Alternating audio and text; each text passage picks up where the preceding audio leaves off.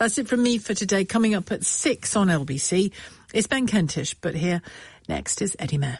Thanks, Sheila. Here's what's happening. Exam results. Huge congratulations to the students. They've really worked hard to get to where they are at the moment. I got 3 A's in biology, physics and maths. 3 stars. A lot of work for it, but all paid off. I literally asked the teacher to see if it was an A because I didn't believe it. I can't even describe it, really. They have done amazingly well and they are going to go on to achieve great things. Strikes. We've put what we think is a really fair, reasonable offer. It deals with the vast majority of the issues they've raised. We haven't got an agreement on those matters, which are really important to our people who work 24/7 around the clock every day of the year. The trial of Ryan Giggs. Ryan Giggs is back in the witness box today for a third day in a row after breaking down into tears during yesterday's hearing. And Rishi Sunak makes a hash of his McDonald's breakfast. So I get bacon roll with ketchup and the pancakes. If I'm with my daughters, then we get the wraps. If I'm with her, that wrap with the hash brown and everything in it is what we do. On your radio, on Global Player, and Play LBC. Leading Britain's conversation. This is LBC.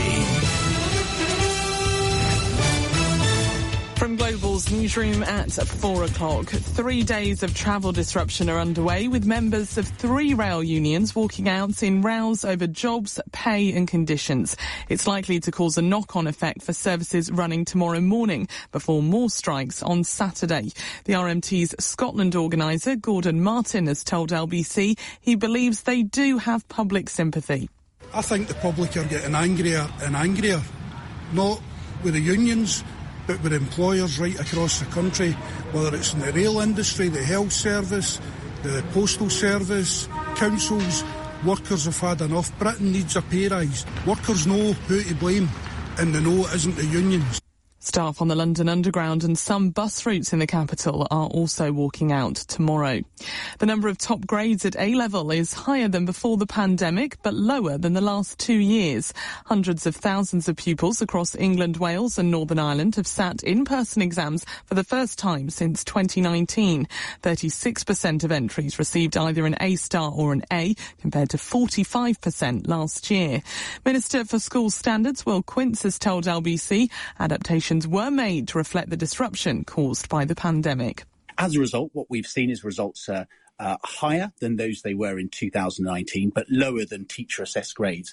But we've moved back to examinations, which we believe, and universities and teachers and indeed employers tell us, are the best and fairest way of assessing an individual versus their peers. Detectives investigating the deaths of 4 people following a fire at a mill in Oldham have arrested 2 people. They're being questioned on suspicion of manslaughter and several other offences. An MP will be sentenced next month after pleading guilty to failing to self-isolate when she knew she had COVID-19. Margaret Ferrier travelled from London to Glasgow by train in September 2020. The 61-year-old pleaded guilty to exposing the public to risk of infection. And the NHS will start to roll out the new dual COVID jab from the 5th of September. The UK is the first country to approve the Moderna vaccine, which targets both the original strain and Omicron variant. Care home residents in England will be among the first to be offered the autumn booster. In the city a short time ago, the FTSE 100 was trading up 9 points at 75.25. The pound buys $1.20 and €1.18. LBC weather, most rain clearing to leave a largely dry night. Some showers moving into the northwest, lows of 9. Largely dry and sunny in England and Wales tomorrow. A mixture of sunny spells and showers for Northern Ireland and Scotland. Highs of 24 degrees. From Global's newsroom for LBC, I'm Amelia Cox. This is LBC. From Global, leading Britain's conversation with Eddie Mair. Hello, we'll have more on many, but not all of those stories between now and 6 o'clock. Today, RMT members at Network Rail and 14 train operators, TSSA members at 7 companies and Unite members at Network Rail are on strike. Services tomorrow morning are likely to be affected by that too. Also tomorrow, on London Underground, members of the RMT and Unite will walk out, as well as Unite members on London United bus routes in a separate dispute over pay. On Saturday, RMT members at Network Rail and 14 train operators, TSSA members at 7 companies and Unite members at Network Rail will strike again, along with London United bus drivers. Sunday morning train services will be affected by the knock-on from Saturday's action. And that's just this weekend. This hour, I want to hear from you if you're on strike, if you have been on strike recently, or you plan to be on strike this summer. Why are you doing it? And what does going on strike mean to you? 0345 6060 973. I also want to hear from you if you've been affected by any kind of strike action. In a moment, I'll talk you through some of the strikes that are still planned for this summer. It may have been the strike action that affected you was an inconvenience. It messed up your day a bit, but you were able to work around it. Or it may be that the strike action that affected you was really severe. Maybe you missed a big event. If this was a transport dispute affecting you, we know there are legal disputes involving barristers at the moment and strikes. It may have been your big day in court that you've been waiting for a long time was suddenly cancelled. I'm just interested in gauging how people are viewing these strikes now. And everyone brings their own baggage to this, and we'll get into that. But for instance, these transport strikes, it may be, as I say, that it's just an inconvenience and you don't mind particularly, or maybe you're not affected at all. Or it may be it's completely screwed your big plans. 0345 6060 973. I mean, the other aspect to this is that some of these strikes, not all, I mean, there are all different reasons for these strikes. Pay and conditions are a part of some of them. And it may be, because this cost of living crisis is affecting pretty much everyone, you might look at the people going on strike and think, well, I've got lots of sympathy for you. I'm struggling too. I'm with you. I might be being horribly inconvenienced, but I completely back you. Good on you. Or precisely because you are also suffering during this cost of living, cost of energy crisis, you might look at the strikers and say, well, why are you hurting me? I'm hurting enough. Or you may not be able to go on strike yourself, or the idea of going on strike is just not something you could possibly do. So I wonder whether the fact that people are collectively suffering through this cost of living crisis is making you more or less sympathetic to the people who are going on strike. The winter of discontent in 1979 is often cited, isn't it? And I was thinking about that. I think I have a memory of it, but actually I think my memory is of much more recent viewing of the footage of rubbish in the streets and reports about people going unburied and so on. I was 14 when that happened, and honestly, I wasn't very badly affected, I don't think. If you're of an older vintage, it may be you've got very bitter memories of the winter of discontent, or maybe the miners' strike, as I know it is still a dark and hurtful moment in your memory. I just wonder, though, whether that experience of, if you did remember the winter of discontent, the miners' strike and so on, or those years of lots of strikes compared to now, how that's coloured your view of today's strikes. Because if you're under 40, I wonder, you have been living in a time of relatively few strikes. How does all of this industrial action now look to you? And again, where do your sympathies lie? How does your own experience colour how you view strike action? 0345 6060 973. You can text 84850. Tweet at LBC. More and more strikes being called, lots of unhappiness for all sorts of different and sometimes related reasons. Do you look at the strikers and think, yeah, I'm on your side even though you're really getting in my way, you're ruining my day, or something even more significant than that? And maybe in life, you've been like a contestant on a TV reality show. Maybe you've been on a journey. Maybe some years ago you were very anti-strikes and now you are very much in favour of them because of where we are. Or the opposite way around. Did you ever go on strike and did you feel it achieved something? Or did you take part in industrial action and regretted it? Maybe you didn't get what you wanted or anything close to what you wanted. In this summer of heightened industrial action, I just wonder how you view strikes, whether you are on strike now, plan to be, or whether your life is being affected by the various pieces of action that are taking place. 0345 6060 973 on the day that RMT members at Network Rail and 14 train operators, TSSA members at 7 companies, Unite members at Network Rail on strike, with more transport strikes to come this weekend. Where do your sympathies lie, and what colours your view of how you view industrial action? 0345 60 60 973. You can text 84850, tweet at LBC. These transport strikes are coming and already on now in the rail network. Around 115,000 CWU members at Royal Mail will be going on strike for 4 days. Postal workers will walk out on August 26th, 31st, September 8th and September 9th. CWU members at BT and Openreach will be on strike on August 30th and 31st. Unite members at DHL Services at Spirit Aerosystems in Northern Ireland have been on strike for a week since August the 15th. Unite members at the Metal Improvement Company in Chester will walk out on August 24th and 31st. Almost 2,000 workers at the Port of Felixstowe will walk out for 8 days from the 21st to the 29th. Unite members at Cooperative Funeral Care will go on strike from the 22nd to the 29th of this month. 1,500 bin workers will go on strike across 15 Scottish councils, August 22nd to 29th. Unite members at the University of Dundee will take continuous strike action from August the 25th. Bin workers in Newham will go on strike from August the 27th to September the 3rd.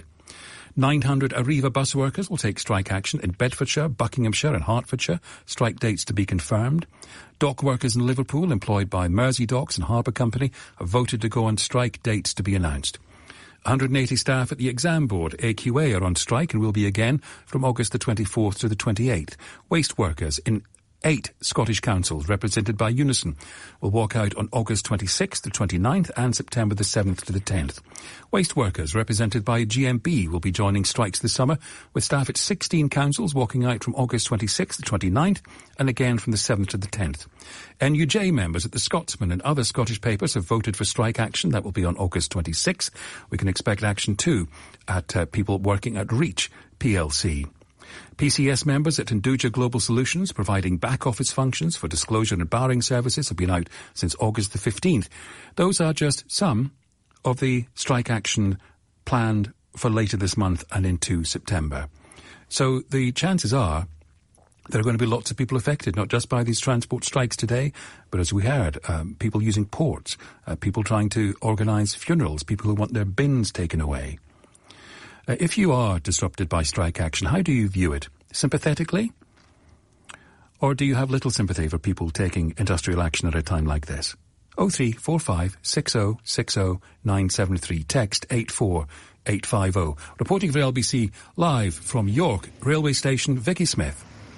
It's deja vu, Eddie. Once again, one of the most vital rail junctions in the north is pretty deserted, and it's a site that has been replicated in major cities right across the country. There have been skeleton timetables in England, Wales and Scotland. Just 20% of normal services have been running. Some places, including Portsmouth, Swansea and Blackpool, have had no trains at all. And of course, just like the previous strikes, many services will end early or mid-afternoon, cutting out that home time rush. For example, the last train from London to Edinburgh today was 2 p.m. and if you wanted to get from Manchester to London this afternoon, bad luck, as the last train on that route was at 10 to 3. And of course it is peak summer now, Eddie, and York Station, it's usually buzzing with tourists, especially today, as it's Ladies' Day at the racecourse. So we're usually seeing fabulously dressed women spilling out of the trains into taxis here at the Rank. But these taxi drivers have told me that that could not be further away from what they've seen today. Just no work, that's all. Just not the people coming. Most people come in cars today from what I've seen. And obviously it's race day. Is this usually absolutely mad for you? It's usually our busiest time of the year. It's impacting us massively. Done about a job an hour today. Yeah, it's absolutely terrible. There'll be queues of people normally, but because of the train strike, it's impacting the whole trade. Race organisers have come up with some alternative arrangements. For example, the car park there is open overnight for people to leave their cars if they've decided to drive. But James Brennan from York Racecourse told me that they have seen a real impact. It's incredibly disappointing for racing fans and for us as a business. We only get 18 days to race. They've managed to hit on the two single biggest days for me in terms of revenue generation, Ladies' Day today, Thursday, and Sky Bet Ivor Day, Saturday. So, it is a six-figure impact. Well, Eddie, the station here closes at 6:20, so people heading home after a day at the races may be a bit worse for wear, may have better luck seeing a train at the National Railway Museum next door than actually at York train station. Vicky Smith reporting for LBC live from York Railway Station. In a moment we'll hear what Network Rail has to say for itself, and we'll talk live to the RMT. But I really want to hear from you where your sympathies lie when people go on strike, and if you've ever gone on strike. It's quite a big thing to do, particularly if it's a rare occasion for you. Taking the decision to withdraw your labour, lose your day's pay in support of some cause that's important to you is not something that people do lightly. Have you done that? How did you feel? Did it achieve what you wanted? And have you been disrupted? Are you being disrupted by this strike action, all the various strikes that are going on around the UK? Again, I just wonder how it affects your thinking about the strikers and their cause. 0345 6060 973. You can text 84850 and tweet at LBC. At 4:16, Amelia Cox has the news. Hi, Amelia. Hi, Eddie. Rail strikes causing disruption for passengers across the UK are likely to still be causing problems tomorrow morning. The number of top grades at A-level are down on the last 2 years following the reintroduction of exams. And an MP has admitted putting the public at risk of infection after failing to self-isolate when she knew she had COVID-19.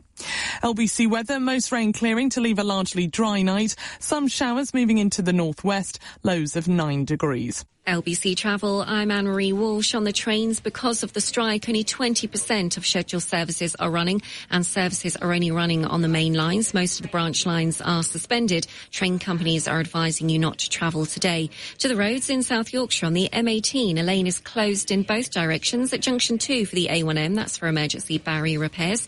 In Manchester, there are delays on the M62 eastbound through the roadworks between junction 26 for Chain Bar and 29 at Lofthouse. In Essex, there are severe delays on the M25 clockwise. It's slow moving for an hour towards the QE2 bridge. It was after a lorry broke down earlier on. This is LBC. If you're a gold buyer, you know you're safe with Gold Bank. At Gold Bank, safe is in our DNA. Feel safe in the knowledge that our unique fine scan technology ensures our highest authenticity in the gold we produce. Feel safe that your gold comes certified with a unique identifying serial number. And feel safe that Gold Bank's 30 years of experience means you can trust us in the recommendations we make. Visit goldbank.co.uk. This is LBC. Are rising costs forcing you into unaffordable debt? An individual voluntary arrangement from Credit Fix could help. Write off up to 81% of your unsecured debt with manageable repayments and or interest and charges frozen. With over 14,000 five-star reviews on Trustpilot, Credit Fix could help you to a brighter financial future. Just text DEBT to 66777. Text DEBT to 66777 now. Terms apply. May not be suitable for all. Can affect credit rating. Free advice at moneyhelper.org.uk. Experience knows there's nothing quite like that new feeling. The smell of a new book as you turn a page. Or the thrill of slipping into the leather seats of a new car. Lovely. Now imagine how 2 newly designed river cruise ships would feel. Cabins with French balconies where you can literally touch the view. Speciality dining included in the price. And small and intimate, so you're never just a number. Well, it's a new feeling you just have to feel yourself. Book your 2023 river cruise aboard the new Spirit of the Rhine or Spirit of the Danube. Search Saga Spirit River Cruises. Saga. Experience is everything. Over 50s only. At Kia, we believe it's time to take the lead and drive electric. The all-new, fully electric Kia Niro EV is here and better than before. With up to a 285-mile range, it goes further. With a distinctive new design, it looks better. And the all-new Kia Niro is also available as hybrid and plug-in hybrid. Take the lead. Drive electric. Search Kia Niro. Kia. Movement that inspires. Range based on test conditions and may vary. The Eddie Mair Show. Call 0345 6060 973. Tweet at LBC. Text 84850. This is LBC. Talking this hour about strikes. They come in all shapes and sizes for all sorts of reasons, and I listed some of the many strikes taking place this summer. I wonder where your sympathies lie. 0345 6060 973. As promised, let's catch up with Eddie Dempsey, Deputy Secretary-General of the RMT. Thank you for your patience. We have kept you waiting. Can you remember when you first went on strike? I first went on strike, Eddie. I think it was around about 2014 as a railway worker. And what was it like? What was it like making that decision to, vote for it and then do it? It was hard. I mean, I was in my mid-20s. I had a young son. I've got many more kids now.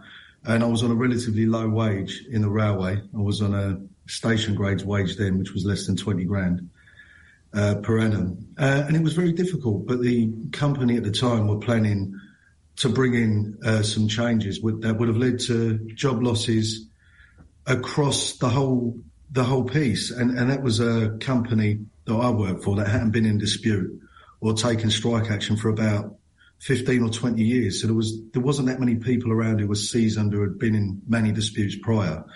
So it wasn't easy, but you felt you had to do what was right, and you felt you had a cause on your side, and so you stuck with it. And I lost a lot of money. It wasn't very easy, I have to tell you that. But we got the result we needed in the end. I managed to protect my job and protect the jobs of the people that I work with and care about, and it was a good success. I know whenever your union goes on strike and other unions, people in your position say, "Look, we're sorry for the inconvenience this causes people. We wish we weren't, but we feel we've no other choice." When you're inconvenienced by strikes, I don't know which strikes may have inconvenienced you. Are you, to get to the question of the hour, are you automatically sympathetic to the people on strike, even if it's really getting in your way? I'll confess I am, because I've been at this for a while, Eddie. But I have to say, out of strikes that take place, I've often been inconvenienced by RMT strikes. Those RMT members, aren't you furious at them? Those bloody union leaders. Yeah, exactly. Well, it's a bit of that. So, for example, my father, who's a big fan of your show, by the way, he's listening right now from King's College Hospital. Are you doing a shout out to your dad? I hope he's okay. He's okay. He's in the loving care of our NHS, but I'm going to find it extremely difficult travelling to and from visiting him over the next couple of days. But that has to happen. I have to do that. And so are the nurses and staff on his ward. They're going to find it difficult during strike days. And that's obviously regrettable. Nobody wants to see that level of disruption for people. But sometimes it's necessary, and sometimes there's no other way forward. We often get asked, can't you do something like, for example, have a fair strike? Why don't you just not collect revenue rather than disadvantaging people that need to travel? But unfortunately, the way the laws that govern trade union activity are set up in this country, we can't do things like that because it's just illegal. We'll end up having our dispute declared illegal and be sequestered and lose money from the trade union. So as it stands, the only thing we can really do with any effect is take our members out in industrial action and stand out on the cobbles and see if we can get a result. I should say we invited Grant Shapps onto the show, and it may or may not be a source of disappointment to you that his answer was no. I want to give you a chance to respond to what the Chief Executive of Network Rail, Andrew Haynes, said this morning. He was with LBC's Nick Ferrari at breakfast. Have a listen. It's a really, really frustrating situation. We put an offer out in the middle of July that we thought addressed the fundamental issues the rate union had asked. First of all, no compulsory redundancy, so a job for everyone that wanted it. A pay deal, not everything everybody wanted, but 8% over 2 years. And things like a staff travel discount scheme, which people have been talking about for over 20 years. When you put all those things together, we think that was a fair deal. It was one that was affordable because it could be funded through efficiencies. It meant we didn't have to ask the taxpayer for more tax, and it meant we didn't have to ask fare payers for increase in fare rises. That was rejected without being put to a referendum. And I think this is the significant point, Nick. When a similar deal was put by the TSSA to our management staff, it got overwhelmingly accepted. But the RMT have refused to put our offer to a referendum. There's lots there. I want to give you a chance to respond to it.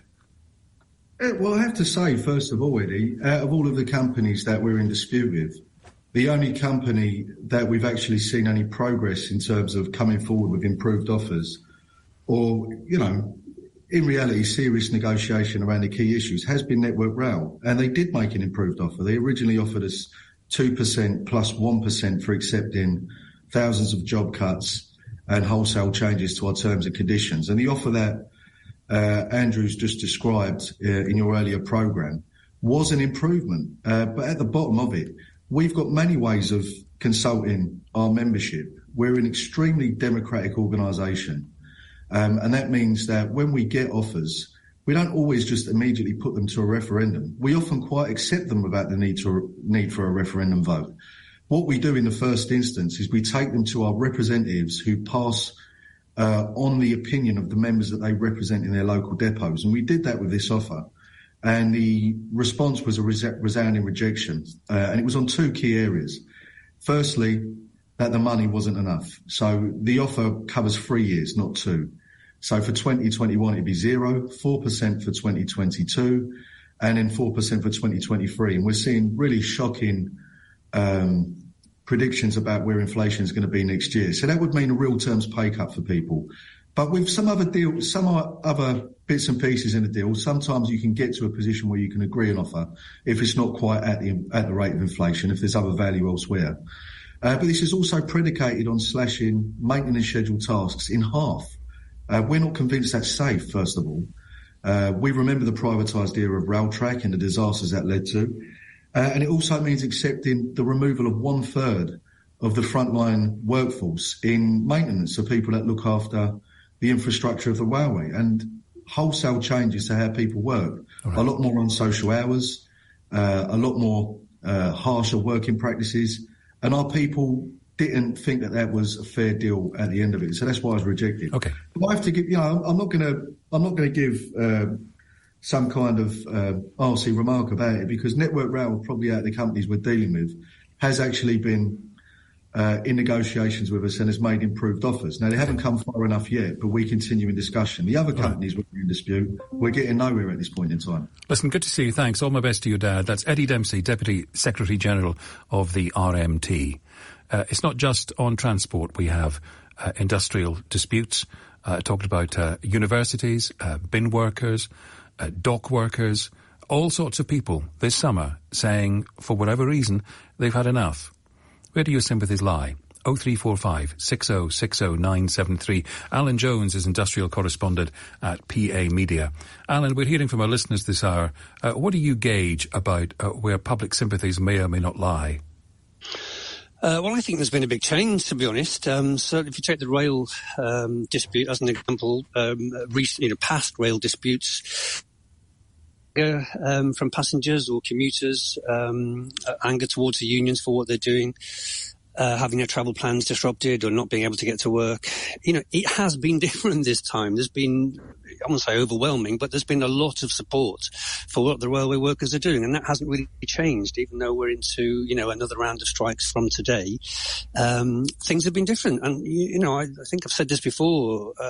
I think the main difference is that so many people are now going through what the RMT are going through. A lot of them worked through the pandemic, haven't had a pay rise for years, expecting to come out of it with at least a pay rise, and at least not having to negotiate, changes to your terms and conditions, job losses. And that's what's happening with the RMT. That's what's happening with the Royal Mail workers who are going on strike next week. So I think there is a lot of solidarity. And again, I've said this to you, but this isn't a summer of discontent. It's a summer of solidarity. Do you think that solidarity would last into the autumn and winter and into next year if this disruption goes on? I do, actually, mainly because there are so many other groups of workers about to take action. There's going to be a big strike on Sunday for a week. Workers to feel it, though. British can a bit. Alan, we've got a terrible line to you, but it's certainly got the thrust of what you're saying. You see solidarity among people.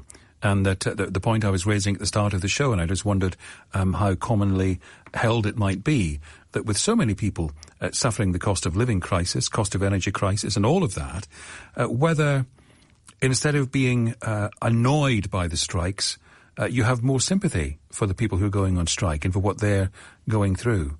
Let me know where you are with this. 0345 6060 973. Here's Will in Liverpool. Will, hi. Good afternoon, young man. Thank you for saying I'm young. How old are you, Will?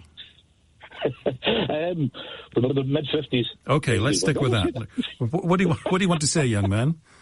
Well, thank you. Thanks for that, Back. No, I'm one of these people. In Liverpool, we've had over 21 days of continuous strike by the Arriva drivers for a pay increase, which I'm glad to say that the company made a new offer yesterday. So all the buses are back to normal in Greater Manchester, Liverpool, North Cheshire. So that's good. So we've dealt with it, and there's been no basic bus services to the majority of the city because they are the biggest operator. So we're getting used to strikes, but we're resilient around here. My first strike was in 1984. What was that like? 1988, I was only 16, so I didn't know really what was going on, but I agreed with what they happened. And it was a case of whether in the British Railways they were trying to they were trying to save funding by knocking all the stations down, which is funny enough what a lot of the operators want to do down here now. And thanks to the resolution of what was at the time the NUR men, that didn't go as far as it could have gone. Have you been on strike since? Does it get easier? Look, I was a clerical. I was an advice worker during what they call the Dockers strike, which never was a strike because 329 men were sacked overnight in Liverpool in 94, 95, and people. If we'd had the solidarity that appears to be showing now, Eddie, then we might not be in this position because that was all about how can we put it? Casualisation of labour, zero-hour contracts, and they were brought in through the Merthyr Dawson Harbour Company. And if we'd had the resolution and the co-terminosity of everybody thinking the same thing then, we might not have been in this mess now because we've been aware, because the number of people would still call it a strike, even though it was all to do with casualisation of labour. And is solidarity built into you when you encounter strike action, if it inconveniences you? I mean, the buses you mentioned, if your bins don't get emptied or whatever, do you just automatically think, well, there must be a good reason for this? No, I'm the kind of person that's sad enough to actually investigate it and find out the right information. Where will that get you? Establishing the facts, Will, for heaven's sake. Oh, next I'll be voting Conservative, sorry. Sorry. If I'm going to support a strike or even tolerate it, I like to know what's happening. And there's been a couple of times, and I must admit, it's 2% over my whole lifetime where I've seen a dispute, which wasn't necessarily a full strike, but a walkout. And I've just sort of tolerated it, even though I don't agree with it. But with these strikes just now, we're at the sharp end of the wedge. Is that the right term? Or the thin end. I don't know. Thank you, the thin edge. It's my Glasgow training. They never taught me the good words to talk to you. Oh, you're Scottish. You wouldn't have guessed, would you? Sorry. Yeah, it's just. I think maybe it's because I'm a Glaswegian and I come to Liverpool. I'm resolute about people standing for their rights, and if people stop standing for their rights, we're going to be in an even bigger mess across everything, not just work policies. How can people think about travelling on an unsafe railway when the technology we're using aren't proven because we haven't done it yet? I'm glad to hear that. Network Rail are actually making progress to actually making an offer, but all the rest of the managing directors of all the ATOCs are all saying that Mr. Sharps has got their hands tied and not to even think about it. Well, I'm told, Will, that Grant Shapps may be doing interviews tomorrow, so we'll get the benefit of his expertise tomorrow. Thank you very much. Nice to hear from you. I'm a little late for the news, so forgive me for moving on so quickly. 4:33, here are the headlines from Amelia Cox. Union leaders are warning a long-running dispute over pay, jobs and conditions will continue for as long as it takes. Strikes by 3 rail unions today are likely to cause more disruption tomorrow morning before there are more walkouts on Saturday. A-level grades have dropped from the high seen over the past 2 years but remain above pre-pandemic levels. Grading was based on exams and not teacher assessment for the first time since 2019. An MP has pleaded guilty to breaching coronavirus rules in September 2020. Margaret Ferrier travelled from London to Glasgow while knowing she had the virus. LBC Business Update. With Direct Line Landlord Insurance. Not on comparison sites, so search Direct Line Landlord. Travelodge says it's intending to spend £3 billion on expansion plans as it looks for 140 new sites. The company wants to open 127 hotels in London and 16 in the northeast of England. LBC weather, most rain clearing to leave a largely dry night. Some showers moving into the northwest, lows of 9 degrees. LBC. Nick Ferrari at breakfast. Lord Stevens, former Commissioner of the Met, joins me now. The city that you police successfully for 5 years has been rocked by a wave of crimes and a wave of stabbings. Do we need another Operation Blunt? What do we need to be looking at within London? We've got to get back to basics. We've got to get back to stop and search intelligence. We've got to get back to what I refer to as hard-edge policing. And what is hard-edge policing, John? What does that mean for my listeners? It's intelligence, and those people who are involved in crime have to be pursued. Knocks on doors at 5 a.m, people arrested, taken to the courts, and importantly convicted in the courts. We've got to get back to that. Nick Ferrari at breakfast. Back tomorrow morning from 7. Listen on your radio and on Global Player. LBC. Who do you trust to help you out? Your best friend? A neighbour? Or your brother's mate Baz, who once watched half a video tutorial? Of course, you could find someone who really does know their stuff. At Trust a Trader. That's why we're here. Type in the job you need doing and we'll find you local tradespeople, reputable and reviewed. So you and Baz can get back to whatever you're good at. Baz, no, not that. You can always trust a trader. JustATrader.com. Your home is so much more than the sum of its parts. The number of bedrooms or ensuite bathrooms never tells the full story. It's the view from the kitchen, the warm sun in your living room. It's the laughter around the dinner table. At Fine & Country, we value the little things that make a home. The little details which don't have a price tag. And that's what makes us a valued partner, whether you're looking to sell or searching for your dream home. Find out more. Visit fineandcountry.com. How much has your business changed over the past year? Perhaps you need more flexibility and are thinking it's time to change accountants. Whether you want to spend more or less, go bigger or maybe smaller, what you should do is choose the accountants best suited to your company. In which case, arrange a free consultation with Barnes Rofe. We know that every client has different needs because we spend the time to get to know them personally. Contact us at barnesrofe.com. Barnes Rofe. Clever accountants for business. When your tenants have a burst pipe, superheroes crashing through the wall isn't going to help anyone. With Direct Line Landlord Emergency added to your policy, we're on it to send a rather super plumber in 4 hours and guarantee they'll use the doorbell. We can also assemble locksmiths, glaziers, electricians and drainage engineers. Search Direct Line Landlord Emergency. We're on it. Direct Line. Residential properties. Optional add-on up to $1,500 per call-out. Extreme weather conditions may extend response time. Underwritten by UK Insurance Limited. This is LBC with Eddie Mair. Call 0345 6060 973. Strikes, strikes, strikes, strikes, strikes. If you're not careful, I will read out again the list of strikes planned for the next few weeks. Lots of people for related, I guess, but often different reasons, of course, in completely different walks of life, deciding that everything else has failed and they really have to withdraw their labour. I wonder what you make of all of that. We've had lots of talk of solidarity. We heard from Alan Jones, industrial correspondent, PA Media, a moment ago, saying that's what he detects. He thinks the public view of strikes now is different from the way it used to be because, to quote unquote, we're all in this together. The cost of living crisis is affecting millions of people, and his reasoning is that even people who are inconvenienced by strikes will feel more sympathy than perhaps they might have done for people who are taking action. But you tell me, where are you with this? 0345 6060 973. You can text 84850. Terry is in Basildon. Welcome, Terry. Hello, mate. Right? I'm fine. What do you think? Well, I do have sympathy for everybody who is struggling in this. It's not an issue. But I think that where you've got some, they're not public services, but they're essential services, they are able to hold the public at ransom. And I think that the union bosses, I get they need a pay rise. No one's had a pay rise for 10 years. That's everybody. You know, everyone's struggling. But if they were in an industry where they could be replaced very easily, they wouldn't go on strike because they know they'd be out the door. And, you know, people can say, well, OK, you know, they do need a rise. And so do the nurses, so do the police officers, so do the prison officers, so do the fire officers. And some of them cannot go on strike. And it might be a time where you start identifying certain essential services and bringing in laws where they cannot go on strike. They have to be treated fairly.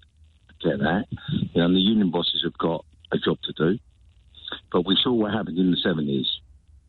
When it ran rampant, the country was broke. They ended up going to the International Monetary Fund, right, because we were broke as a country. The sick man of Europe, because of all the strikes. Well, we can talk about the timing of those events. But you say you've got the sympathy, and I get that. And you say that some people can't go on strike. And then and then you say, what line of work are you in, Terry? Well, I'm a prison officer at the moment. Okay. But I was a police officer for 30 years, and I couldn't go on strike now. Okay. Well, just let me finish. Please, let me finish my thought, Terry. If you had the industrial muscle, as some of the rail unions do, for example, should they not be allowed to use that just because you can't? No, they should be allowed to use it. I haven't got an issue with that.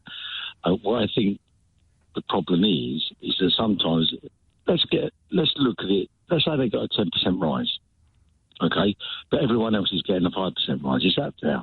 Well, I was talking about the rises rather than the industrial action, because you were suggesting that essential services, as you see it, should be somehow, if not prevented from taking industrial action, then laws should be changed, I presume, so that other people can be brought in. I mean, do you see what I'm saying? No, I didn't mention anything about bringing other people in. What would you do? Right?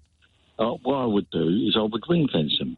You know, they have to be treated as a special case, right? The same as police officers were when the Edmund Davis report came in, okay, so that they are protected to a certain degree, okay, but at the end of the day, you have to take the economy and people's wage rises in the round. There's no point where you've got someone who is earning £10 an hour as a care assistant, doing 12 hours a day, and putting up with all the rubbish that they put up with, and they're not ring fenced. They can't go on. They could go on strike, but they just get replaced. And how is life in the prison service for you at the moment? Well, we've just got a decent rise. I wouldn't say it's great, but it's been a decent rise. But it's the forgotten service. I mean, I'll be honest with you. As a police officer, we weren't the forgotten service. Prison service is forgotten service, right? It's behind the walls. No one knows what goes on. Okay, so I can talk from experience. When I first went into the prison service, I got a shock. The amount of work and the effort that the prisoners have to do is unbelievable. And I struggled for the first 6 months. I ain't going to lie to you. But the point is, it doesn't matter what service you're in. If you're working basically under the government auspice, right, I think those areas, yes, they should, everyone deserves a decent rise. Everyone needs to be able to live. We know that. Okay, and the cost of living rise at the moment is affecting everybody. Everybody up to about £60,000-70,000. It's affecting everybody. Okay, so people do need a rise, but they also need to understand that there's no point in you getting 10, 12, 15% if the other fella who can't go on strike because he's just going to pay after 10 seconds because he's on £9.50 an hour, okay, he's suffering. Okay, Terry, good to hear from you. Here's Junior in Lambeth. Hi, Junior. Hello. What do you think? What I think, I've done work experience with a train company, a transport company before, and I do agree that they should have the government should have better respect, and they're not getting the respect that they deserve. When people go on strike for better pay and conditions, where do your sympathies lie, Junior? I agree that they should go on strike. And what about Terry's point about the people who can't go on strike? How are they looked after, and how are they supposed to feel if they see strikers getting big pay deals? I do agree with Terry as well, and there should be an equal pay across the whole network. Junior, thank you. I bet when the cost of living goes down, says Martin, I bet they won't take a pay cut. They've no empathy for anyone, just their selfish selves. Just get on with it and stop saying you cannot cope when you're on more than $20,000 a year. Lauren, 29. I fully support any of these workers going on strike, and I hope more sectors follow. These companies are paying shareholders millions, and the workers are struggling, as we all are. The fact these strikes are causing so much disruption just proves how vital these workers are. Everyone should be behind those striking, no matter what. Here's Peter in Guildford. Peter, hi, how does it look to you? Hello, Eddie. Hi. I'm fully behind the strikers.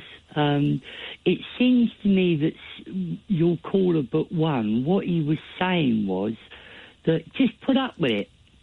Ask your boss for a pay rise, and then when he says no, just say, OK, Governor, I'll walk away and won't do anything. Well, that's not good enough. If you had that point of view, then they'd walk all over us. Walk all over them. But what gets me, Eddie, is that, especially on the television news, when they talk about the strikers, they never focus on the bosses who are making a fortune out of it. It's always one-sided. It's always the workers that have to, take the brunt of it. I have a serious heart condition, and I go to the hospital quite a bit. And I've seen how the nurses are worked off their feet, and how can they... I mean, they're in an impossible position because they've got patients to look after, but also the government knows that they're not keen on going on strike. But as a result of that, they take them for a ride and they keep them where they are. But this argument that you should let the bosses... No one ever mentions them. You should let the bosses of the railway companies, the water companies, the gas companies earn a fortune, and yet people who are just trying to get enough to be able to partly pay their bills, they're regarded as criminals, Eddie. Peter, good to hear from you. Good health to you. Why should rail workers, says Michaela, or anyone else, take a real-term cut in their pay and deterioration in their conditions of employment? Better to die on your feet than to live on your knees, she says. On Twitter, Karen, I was a miner's daughter. I was 16 during the winter of discontent. I fully understood why that action had to be taken. Unfortunately, it's required again. This evil fascist government must be brought to account. And also on Twitter, I support the RMT. We could cope working around the strikes, but not the dismal service from Avanti West Coast. Yes, some startling reports from there recently. As a result, we've not been able to book tickets and travel to London on non-striking days. Let me know where your sympathies lie with these strikes this summer. 0345 6060 973. If you've been on strike, if you've taken that decision, what was it like? Did it have the desired effect? And if you've been one of the many people, who knows how many, disrupted by the various action that's taking place, not just on the railways and buses. Let me know what you think of the action. 0345 6060 973. The news headlines now, Amelia Cox. Rail passengers are experiencing the first of 3 days of travel disruption, with members of 3 unions walking out today. Top A-level grades have fallen slightly during the first year of exams since the pandemic, and police searching for missing student nurse Awami Davies say she could still be travelling by train, appearing dazed and confused. LBC weather, most rain clearing to leave a largely dry night, some showers moving into the northwest, lows of 9 degrees. LBC Travel, I'm Anne-Marie Walsh. On the trains, because of the strike, only 20% of scheduled services are running, and services are only running on the main lines. Most of the branch lines are suspended. Services will start to finish earlier than usual. To the roads in South Yorkshire on the M18, a lane is closed in both directions. That's at junction 2 for the A1M for some emergency barrier repairs. In Manchester, it's queuing on the M62 eastbound through the roadworks between the Hartshead Moor services all the way towards junction 29 at Lofthouse. Also in Manchester on the M62 eastbound, the exit slip road at junction 12 for the Eccles interchange is closed as a lorry has overturned. Queues are building up on the approach.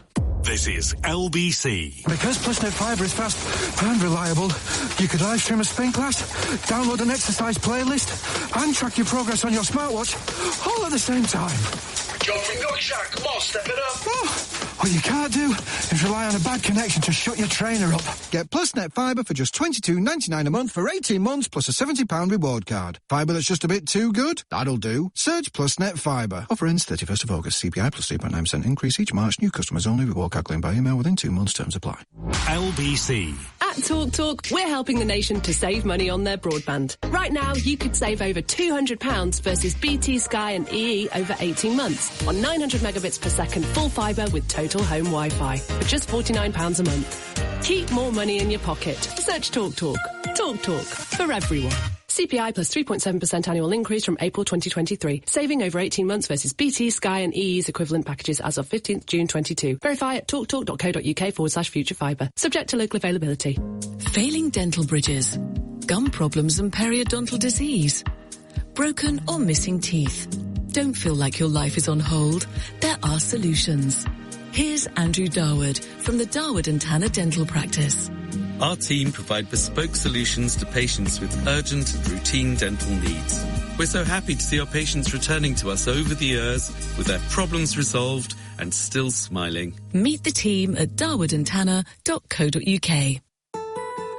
At Kia, we believe it's time to take the lead and drive electric. The all-new, fully electric Kia Niro EV is here and better than before. With up to a 285-mile range, it goes further. With a distinctive new design, it looks better. And the all-new Kia Niro is also available as hybrid and plug-in hybrid. Take the lead. Drive electric. Search Kia Niro. Kia. Movement that inspires. Range based on test conditions and may vary. Are rising costs forcing you into unaffordable debt? An individual voluntary arrangement from Credit Fix could help. Write off up to 81% of your unsecured debt with manageable repayments and all interest and charges frozen. Just text debt to 66777. Text debt to 66777 now. Terms apply. May not be suitable for all. Can affect credit rating. Free advice at moneyhelper.org.uk. Eddie Mair on LBC. Call 0345 6060 973. We'll carry on the conversation about strikes in just a moment. Normally at this time on a Thursday, we bring you Simon Marks' American Week Word of the Week, because on Fridays, and all our audience surveys show that Simon Marks' American Week is one of the most popular items on this programme. It's second only, and this is very detailed research that Global do. Simon Marks' American Week is second in popularity only to the point just before 6 where I hand over to one of the Andrews. So people love it. They love it. Unfortunately, Simon's still on holiday. I mean, it's a well-deserved break. I'm not carping about that. But here's the good news. When Tom Swarbrick takes over the show soon and takes everything on the show to bigger and better places, I'm very happy to say part of that will be Simon Marks and his American Week. So that's great news. But sadly today there is no Simon Marks' American Week Word of the Week, just, the one word to preview what he's doing.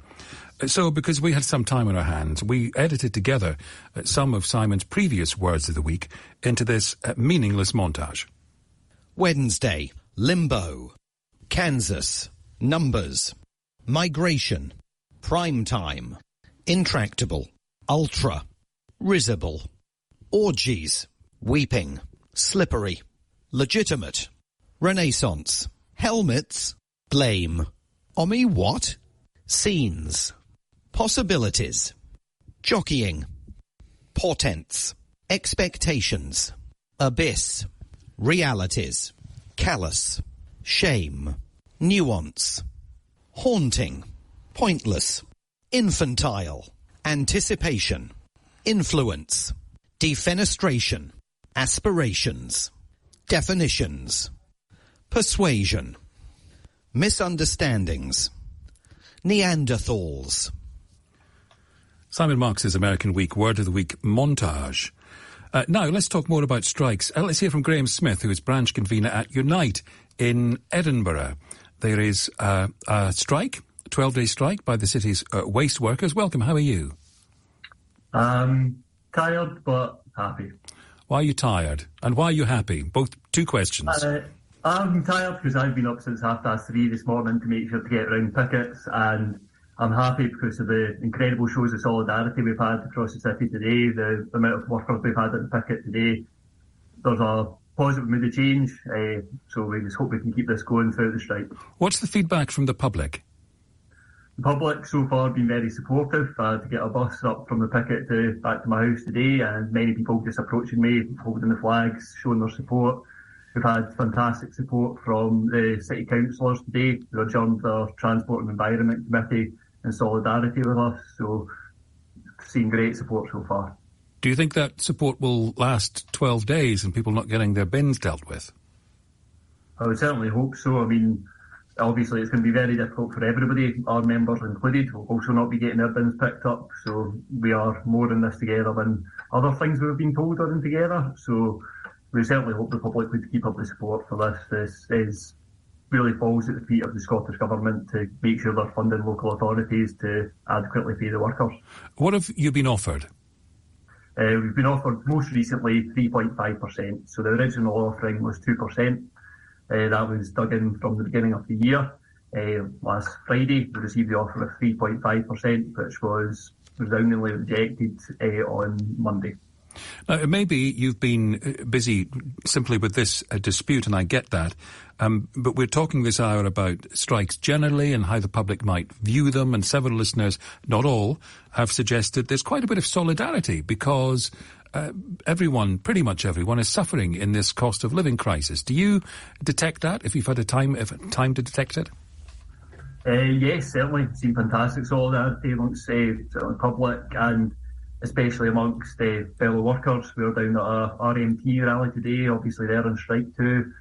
A lot of other trade unions, a lot of community activists joining together. And I think everybody is suffering under this cost of living crisis. So I think people understand the plight of workers. Good to see you, thank you. I'll let you get some rest. Graham Smith, branch convener at Unite in Edinburgh. John's in Kings Lynn. John, welcome. How does it look to you? Hi, you Eddie. How it looks to me, I think people have got to understand and appreciate that when we go out and strike, we lose money. It's not done lightly, and it's a lot of sacrifice for us to go out and strike. And the reason why we do this is we're put in a position where we have no other choice. We have leverage on the transport system. You're right. Nurses, they don't. Care workers, they don't really. And that's why they're poorly paid. And since you raised that, and obviously you heard Terry, what about if you do get the sort of rise you're looking for and people like the nurses and the police just don't? Well, it's a complete and utter disgrace, and it's a proper, what I mean is it's a complete argument to bring nurses and care workers and low-pay workers, cleaners and so forth, up. We need to bring everybody up. People have had enough. They've had enough of this government. Absolutely treating us in a despicable manner. And it needs to be resolved. And the only way you can do that is to, well, especially on Network Rail, is to allow the government to allow the operating companies to negotiate freely. And on London Underground, basically to withdraw their basically, what they want to do is take our pension away and reduce it. And we can't accept that. Do you think it's possible, John, that the public sympathy you're getting from some will evaporate if this goes on and on and on? In other words, people might be prepared to put up with a little disruption occasionally, but if this becomes a regular part of their life, then that may ebb away. I wouldn't say that. I think it's. I think more and more people are realising that they have an options. They don't have to sit there and suffer and doff their cap as a lot of people do. They can actually fight back, and you'll find that through this summer and the rest of the year, there's going to be a lot of industrial action from a lot of different sectors. I mean, if you have barristers going out on strike, you know that it's pretty bad out there. You know, that's a sort of. You know, they don't ever go out on strike, and they have. And that just shows you the society we are in at the moment and the actual dire straits that we're in. John, thank you. And we have reported more than once on the barrister strike, and it continues. Ollie in Knaresborough says, I think there should be a cap on profits on any industry that is critical infrastructure to the country.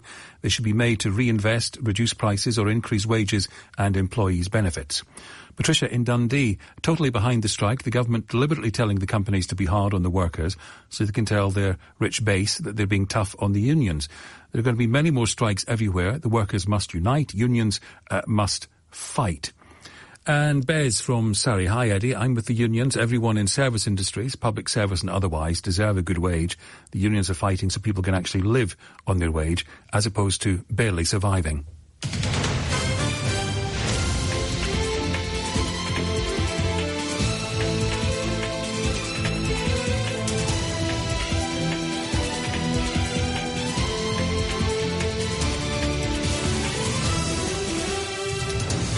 This is LBC, I'm Eddie Mair. The headlines at 5 o'clock. The results are in. I got 3 A's in biology, physics and maths. 3 stars too. A lot of work for it, but all paid off. I literally asked the teacher to see if it was an A because I didn't believe it. I can't even describe it, really. They have done amazingly well and they are going to go on to achieve great things. More transport strikes. We've put what we think is a really fair, reasonable offer. It deals with the vast majority of the issues they've raised. That's obviously regrettable. Nobody wants to see that level of disruption for people, but sometimes it's necessary and sometimes there's no other way forward. The trial of Ryan Giggs. Ryan Giggs is back in the witness box today for a third day in a row after breaking down into tears during yesterday's hearing. Also tonight, Rishi Sunak, Conservative candidate, makes a hash of his McDonald's breakfast. If I'm with my daughters, then we get the wraps. If I'm with her, that wrap with the hash brown and everything in it is what we do. On your radio, on Global Player, and Play LBC. Leading Britain's conversation. This is LBC. From Global's newsroom at 5 o'clock, the RMT union has warned it will keep going until they reach an agreement with rail bosses on the first of 3 days of disruption. Strikes by 3 unions are likely to cause issues for passengers travelling tomorrow morning as well. There'll be more walkouts on Saturday. Deputy Secretary General of the RMT, Eddie Dempsey, has told LBC the strikes will also affect him visiting his dad in hospital. Sometimes it's necessary and sometimes there's no other way forward. We often get asked, can't you do something like, for example, have a fare strike? Why don't you just not collect revenue rather than disadvantaging people that need to travel? But unfortunately, the way the laws that govern trade union activity are set up in this country, we can't do things like that. Workers on the London Underground and some bus routes in the capital will strike tomorrow in separate disputes. The Education Secretary says it's right top A-level grades have fallen this year following 2 years of teacher assessment. Pass rates fell by 1.1 percentage points to 98.4%. It's the first time students have sat exams since 2019. Police say a student nurse who went missing more than a month ago could still be travelling regularly by train. 24-year-old Awami Davies was last seen walking north along London Road in Croydon at about 12:30 on the 7th of July. Officers say she'd been depressed and may not have her medication. MP Margaret Ferrier's facing renewed calls to resign after admitting breaking self-isolation rules. She's pleaded guilty to travelling between London and Glasgow in 2020 when she knew she tested positive for COVID. The Tories' Graham Simpson thinks it's time for her to step down.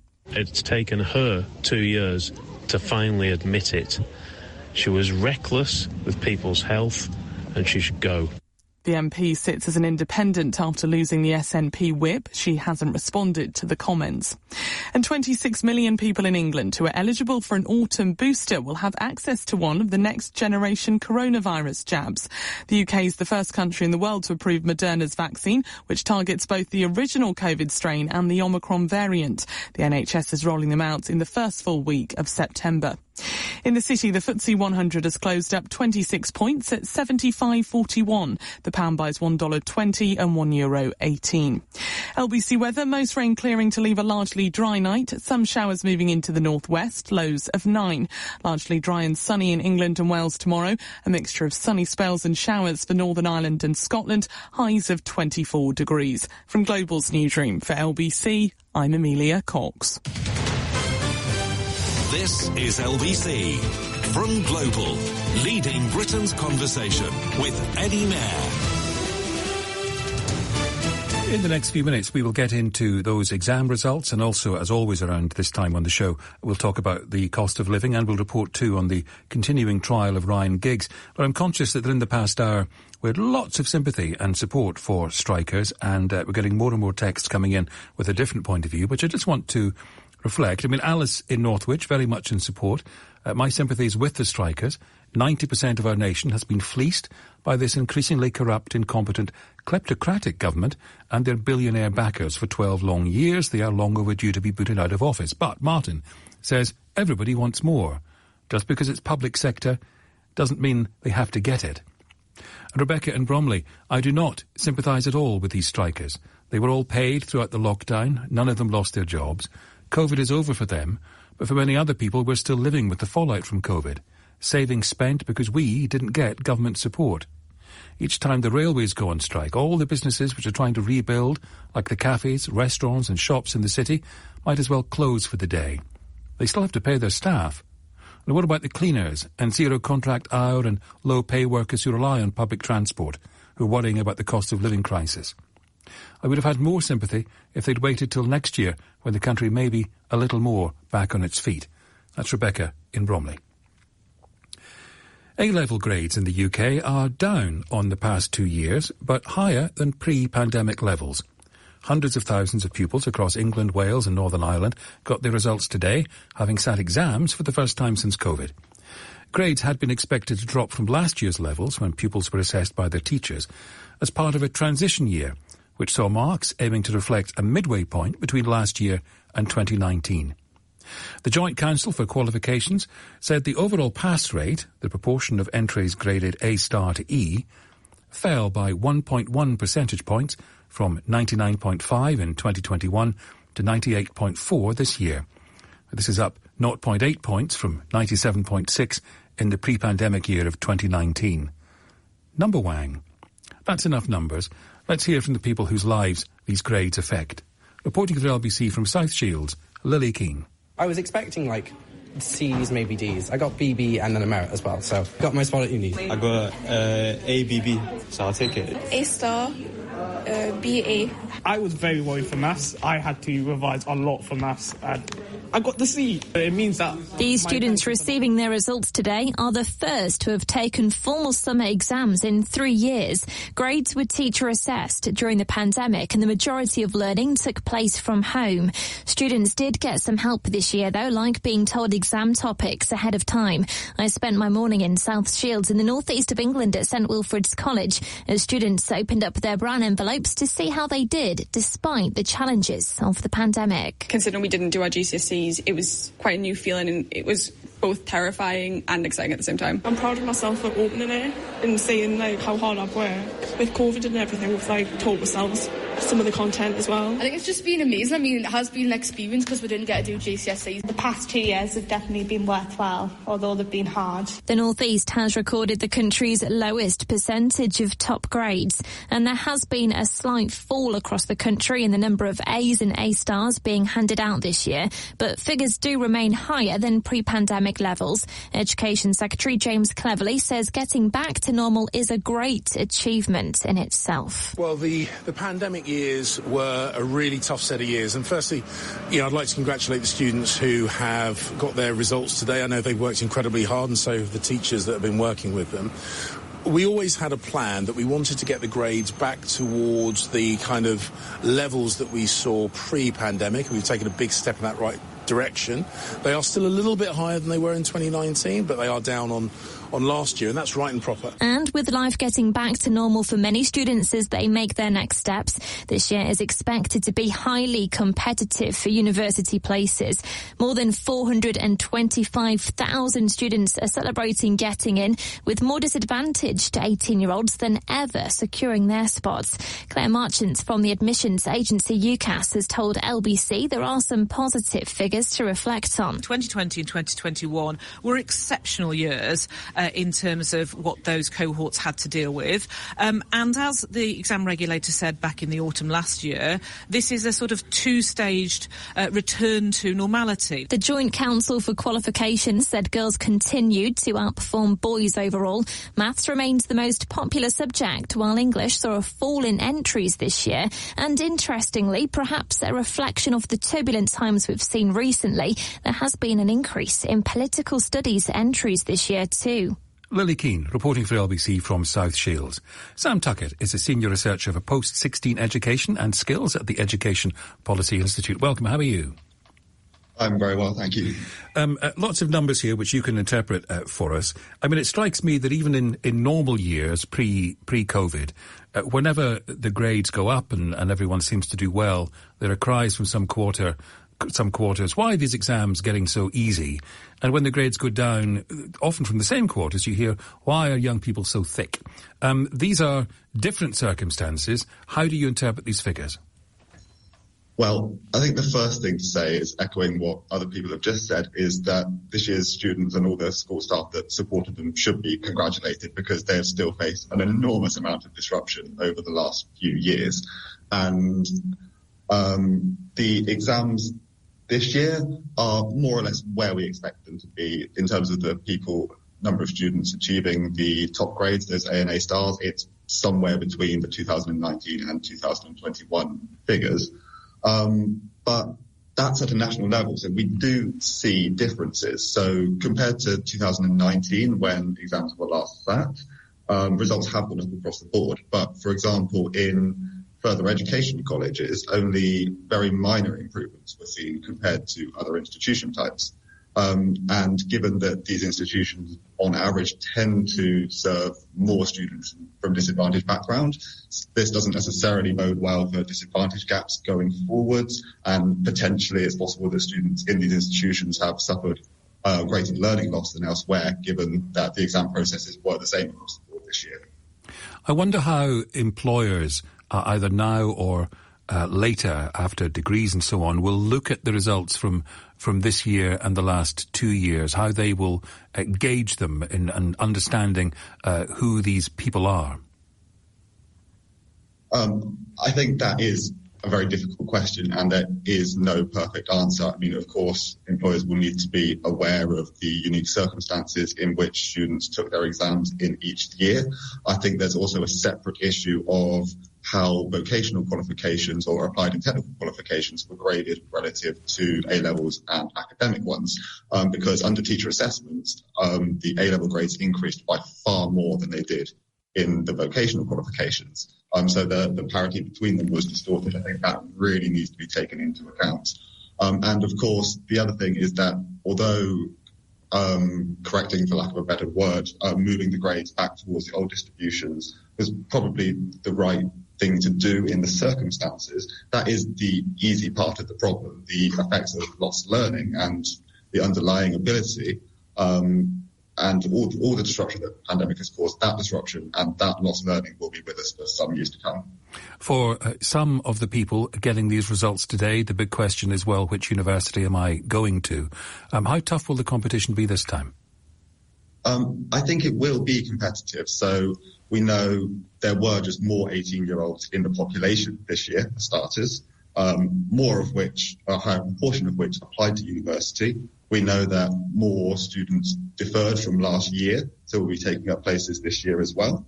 And universities have, some universities have raised their entry criteria and made less offers. So all of this means that there are more students entering the clearing process this year, and so competition will be quite intense, especially for the more competitive institutions and courses.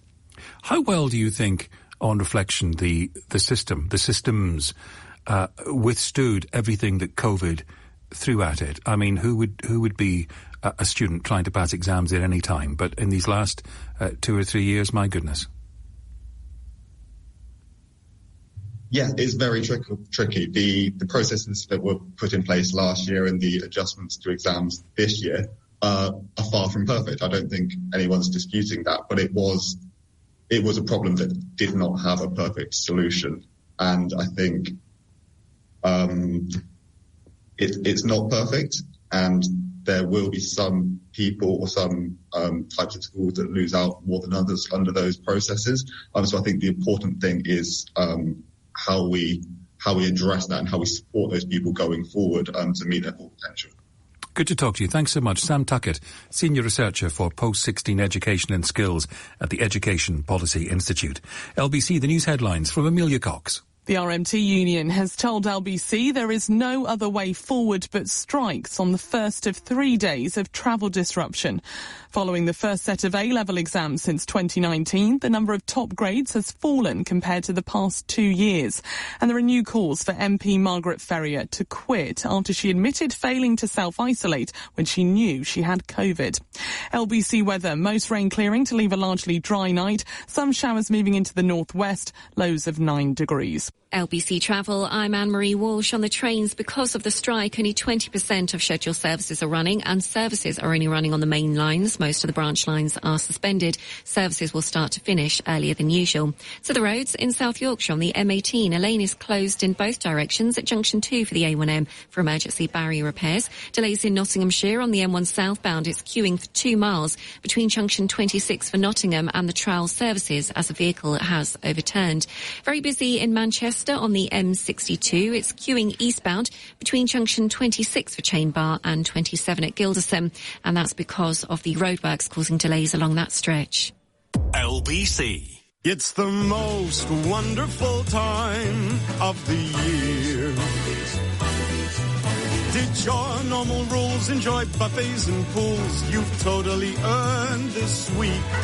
It's the most wonderful time. Book now for summer with On the Beach. ATOL protected. LBC. PE kit lost again? Jumper goalposts left behind? Blink and they've shot up. Kids are just full of surprises. For the flexible way to shop everything for their new school year, say hello to VeryPay. Choose pay now or over 3 months and pay no interest, or pay later. VeryPay.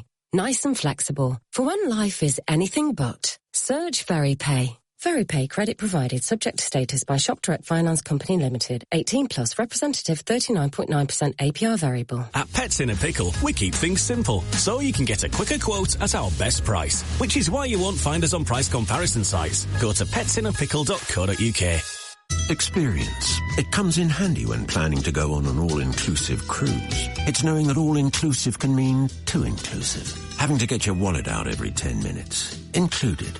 Endless queues. Included. Being crammed into a dining room. Included. Well, here's an alternative all-inclusive experience on a Saga boutique cruise. Specialty dining. Included. Gratuities. Included. Your own balcony. Included. Dining en masse. Definitely not included. 2023 season now on sale. Search Saga Boutique Cruises. Saga. Experiences everything. Over 50s only. Hey, Harry. Hello, mate. Who'd you fancy in the big match? Well, funnily enough, I've been at both training grounds this week. From what I saw, and you didn't hear this from me, your best bet is to have a few quid on for 2 or more goals. The lad's an absolute genius. Sorry, Harry, what was the name? I just told you.